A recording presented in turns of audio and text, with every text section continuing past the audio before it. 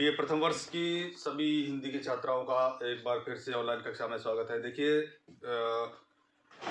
पिछली क्लास में हमने सूफी काव्यधारा, प्रेमाशयी काव्यधारा जिसको कहा जाता है, उसे प्रारंभ किया था और सूफी या प्रेमाख्यान काव्य की विशेषताएं क्या थी ये हमने लास्ट में अंतिम जो किया था। आज हम प्रारंभ कर रहे हैं कि प्रथम सूफी कवि किसे माना जाता है, या ये कह सकते हैं कि सूफी या प्रेमाख्यान काव्य परंपरा की शुरुआत किससे मानी जाती है। इस संबंध में, इस बारे में कई प्रकार के मत है विद्वानों के अलग अलग। किसी ने जो है इसको कुतुबन की मृगावती से इसकी शुरुआत मानी है, तो किसी ने मुल्ला दाऊद की रचना से माना है, किसी ने ईश्वरदास की रचना से। तो यहाँ पर हम कुल 4-5 मत हैं, उन पर विचार करते हैं। सबसे पहला मत आता है आचार्य रामचंद्र शुक्ल जी का। आचार्य रामचंद्र शुक्ल जी का मानना क्या है, देखिए।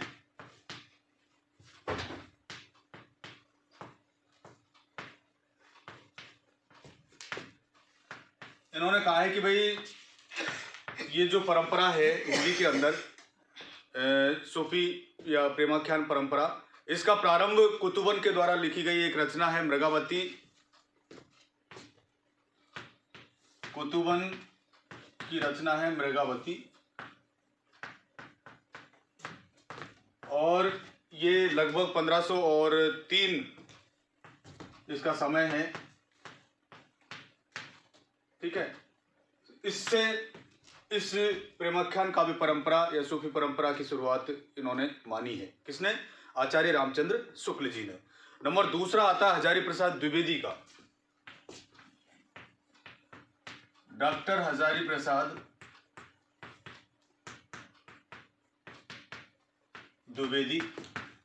हजारी प्रसाद द्विवेदी जी का कहना यह है कि देखिए, इस जो परंपरा है, ये परंपरा की शुरुआत, या ये कह सकते हैं कि प्रथम सूफी जो कवि और रचना है वो उन्होंने ईश्वरदास के द्वारा रचित, ईश्वरदास द्वारा रचित एक रचना है ईश्वरदास की, क्या कहते हैं, सत्यवती कथा।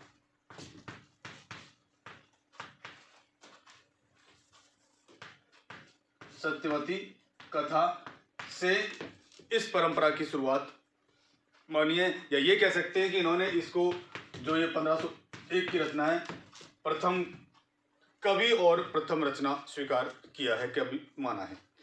तीसरा मत आता है डॉक्टर नगेंद्र का। डॉक्टर नगेंद्र ने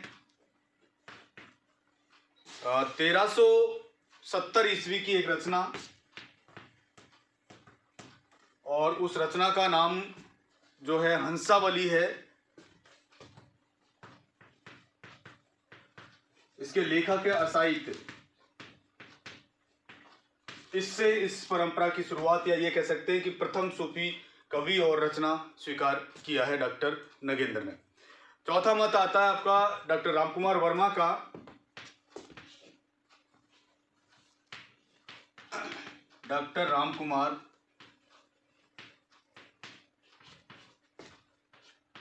वर्मा। डॉक्टर रामकुमार वर्मा ने 1379 ईस्वी की एक रचना है, रचना का नाम है चंदायन। लेखक है मुल्ला दाऊद।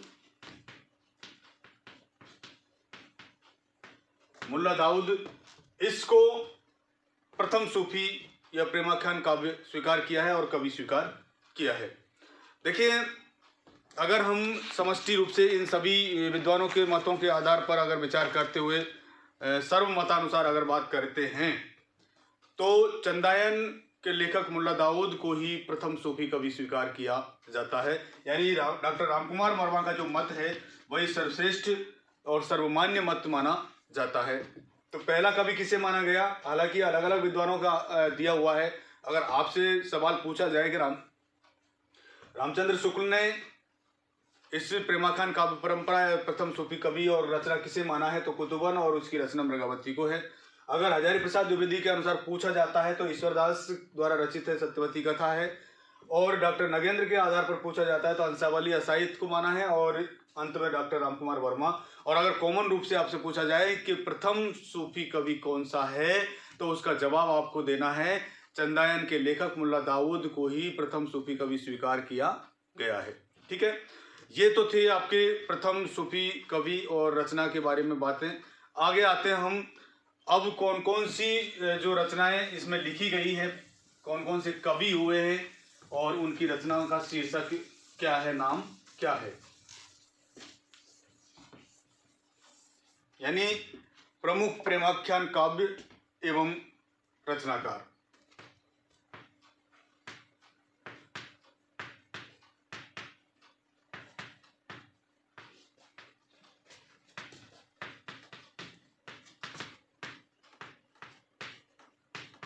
ठीक है, कौन कौन सी रचनाएं लिखी गई हैं, कुछ एक महत्वपूर्ण रचनाएं जो आपके सिलेबस के अनुसार आपसे पूछी जाती है उन्हीं के बारे में हम बात कर रहे हैं। तो पहला नाम जो आता है वो है हंसावली, जो असाहित की लिखी हुई रचना है, अभी बात हुई थी। ठीक है, और 1370 की ये रचना मानी जाती है। इसके बाद दूसरी जो रचना हमारे सामने आती है वो है चंदायन। ये मुल्ला दाऊद की है और इसका है 1379 ईस्वी समय रहा है। इसके बाद मृगावती तीसरे नंबर पर जो आती है, मृगावती के लेखक हैं कुतुबन, जो हमने पहले बात कर चुके हैं,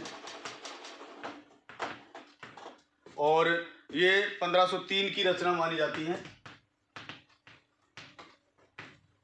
नंबर 4 पर जो रचना आती है वो है पद्मावत, और चूंकि पद्मावत आपके सिलेबस में भी है, आपको इसका एक खंड पढ़ना भी है, और ये मलिक मोहम्मद जायसी की रचना है।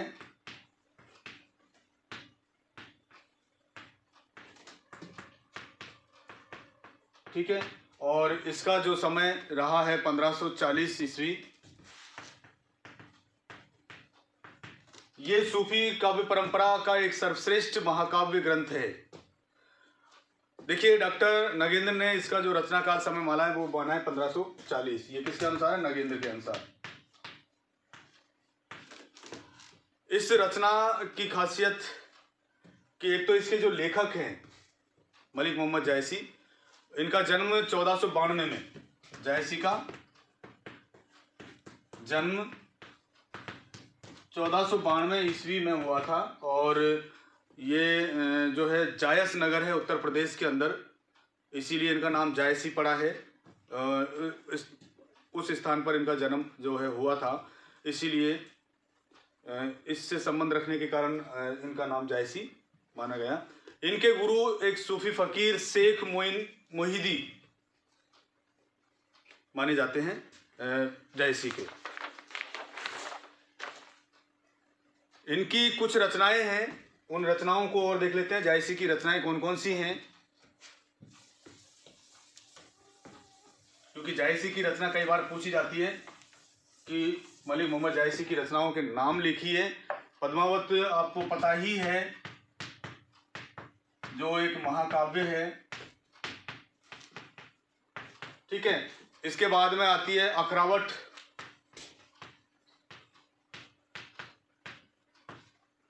अखरावट के बाद में है आखिरी कलाम।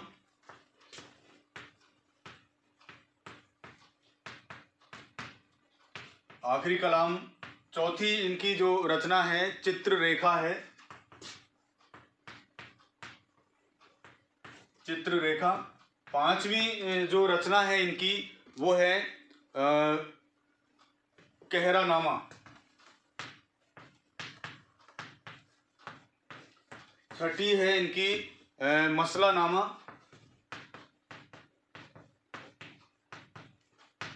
मसलानामा। और इसके बाद अगली जो रचना है कानावत, ये इनकी प्रमुख रचनाएं हैं। ठीक, इनमें सबसे महत्वपूर्ण आपकी, चूंकि सिलेबस में ये रचना है आपके, और इसके बारे में विस्तृत जानकारी प्राप्त करना अति आवश्यक है, तो हम बात करते हैं पद्मावत पर।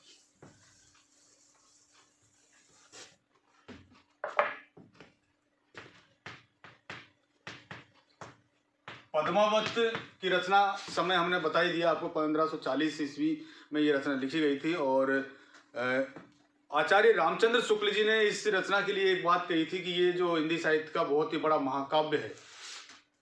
शुक्ल ने क्या कहा है इस रचना के लिए? हिंदी साहित्य का बड़ा महाकाव्य।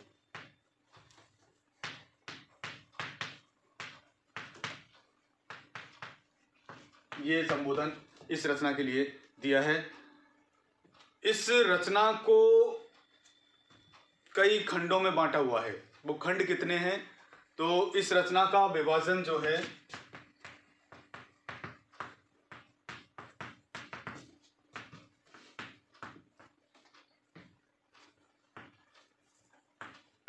सत्तावन खंडों में किया गया है।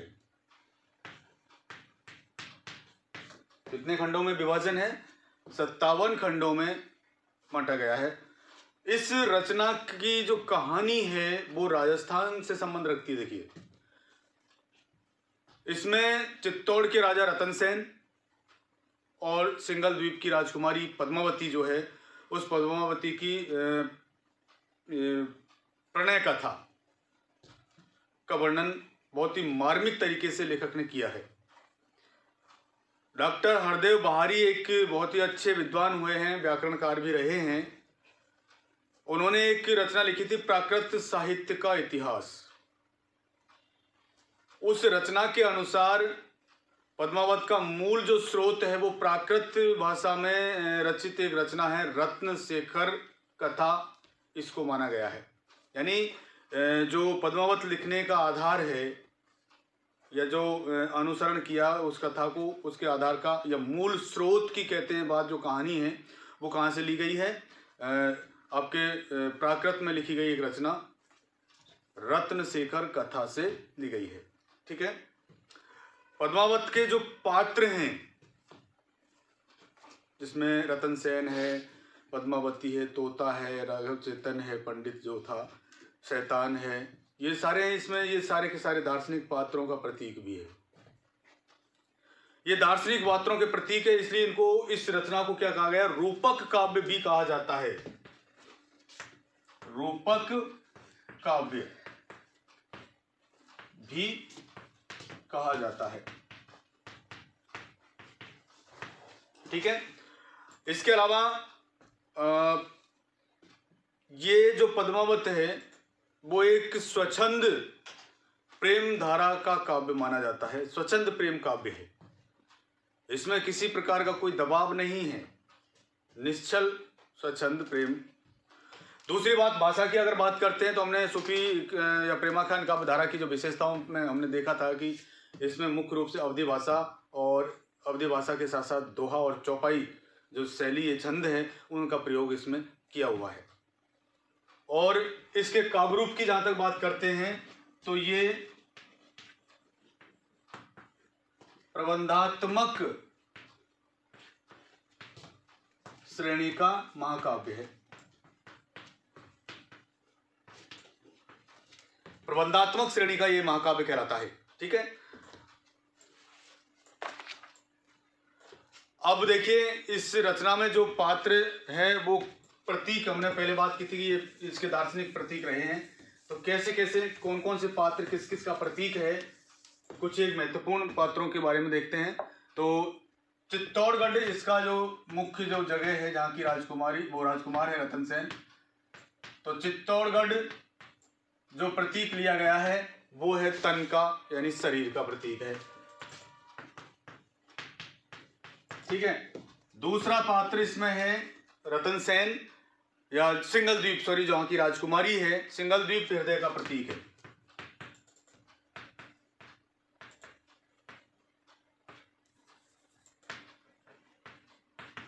वो ये हृदय का प्रतीक मानी जाती है। तीसरा जो पात्र है राजा रतन सेन, ये मन का प्रतीक है। इसमें रानी पद्मावती है, वो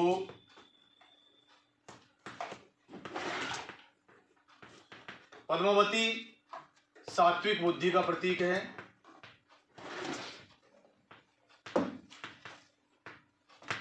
सात्विक बुद्धि का ये प्रतीक मानी जाती है। 5वें नंबर पर एक और इसमें जो है नायिका है, दूसरी से नायिका, वो है नागमती। नागमती जो है वो सांसारिक बुद्धि का प्रतीक है।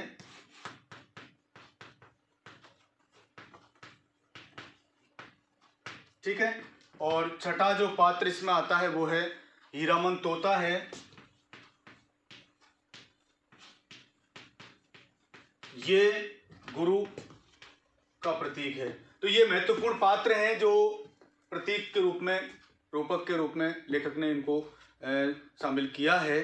आगे हम चलते हैं। इसमें जो और कुछ रचनाएं हैं आपकी प्रेम काव्य धारा की, प्रमुख प्रेमाख्यान कवि और लेखक और उनकी रचनाएं कौन कौन सी, तो 3-4 और हम बात करते हैं यहाँ पर। मधुमालती एक रचना है। मधुमालती रत्ना मंझन एक लेखक हुए हैं, उनकी रचना है ये। इसके बाद एक और रचना है चित्रावली। चित्रावली की जो है उसके लेखक है उस्मान। इसके अलावा एक और रचना अनुराग बांसुरी है।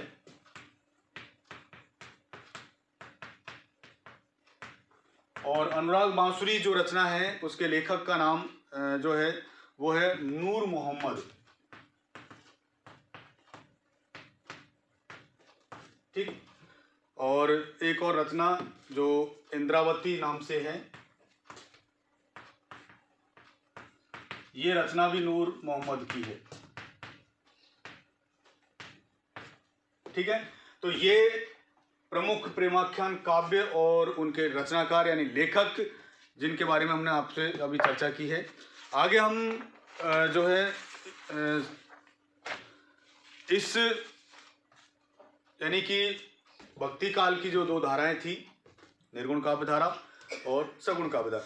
निर्गुण काव्य धारा की दोनों धाराएं यहाँ पर कंप्लीट समाप्त हो जाती है आपकी। और अगले जो बिंदु पर हम आते हैं वो है सगुण भक्ति काव्य धारा, जो दूसरी प्रमुख धारा भक्ति काल की रही है।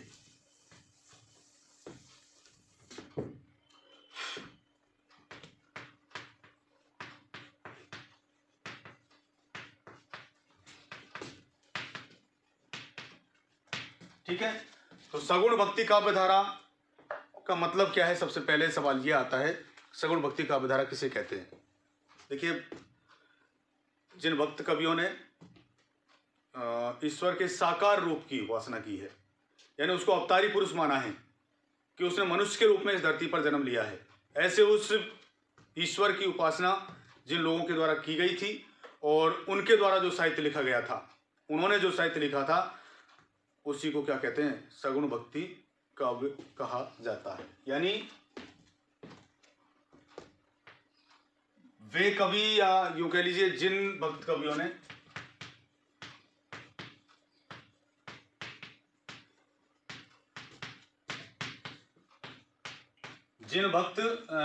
ने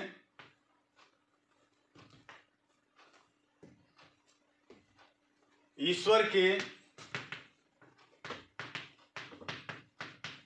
साकार रूप की उपासना की तथा उनके द्वारा जो साहित्य लिखा गया उसे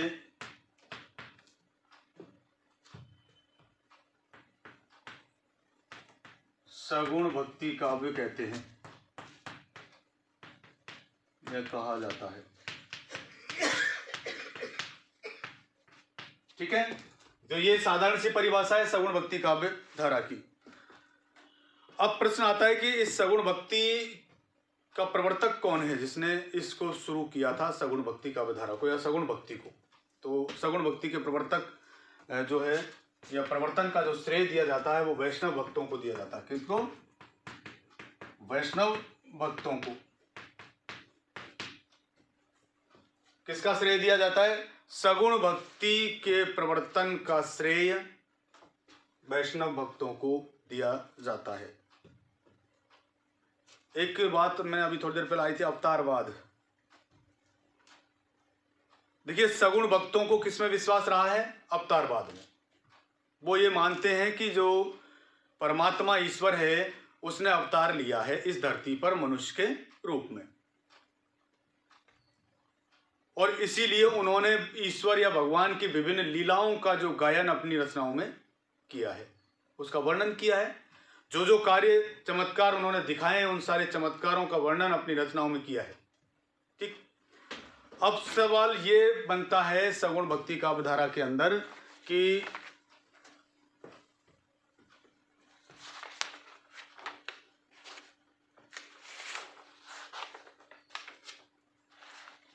सगुण भक्ति काव्य धारा के भेद कितने माने गए हैं?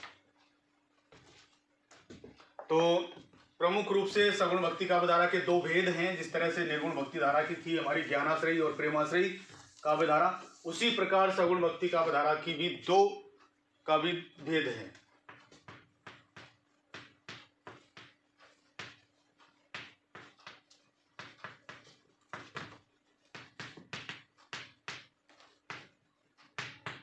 ठीक है, पहला और दूसरा दो भेद माने गए हैं इसके, जिसमें पहला आता है कृष्ण भक्ति,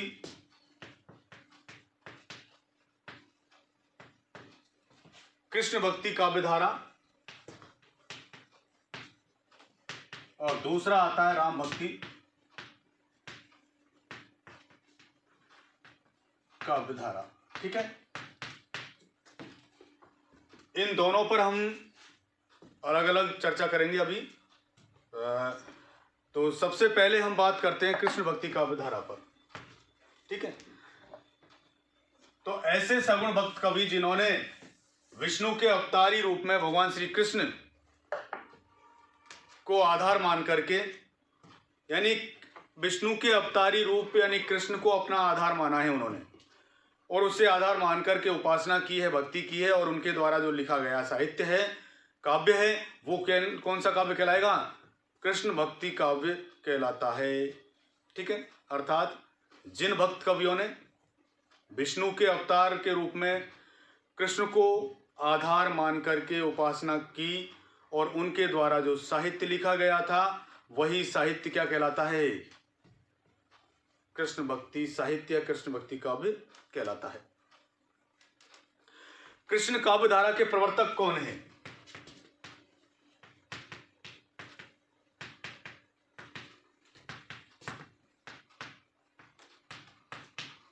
तो कृष्ण काव्य धारा के प्रवर्तक माने जाते हैं वल्लभाचार्य।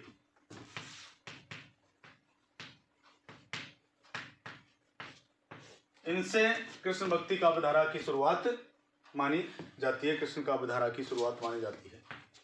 ठीक है, इसके अलावा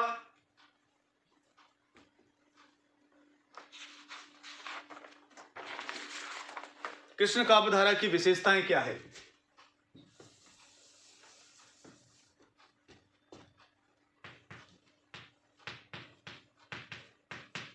विशेषताएं कृष्ण काव्य धारा की विशेषताओं में देखिए, एक तो कृष्ण को या कृष्ण का ब्रह्म या परमात्मा के रूप में चित्रण किया गया है।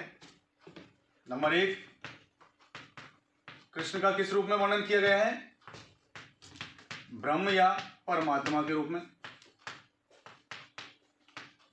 यानी कृष्ण को क्या माना है? ब्रह्म या परमात्मा स्वीकार किया गया है। दूसरी जो विशेषता इसमें आती है वो है कृष्ण की बाल लीलाओं और रासलीलाओं का अधिक वर्णन हुआ है इसमें।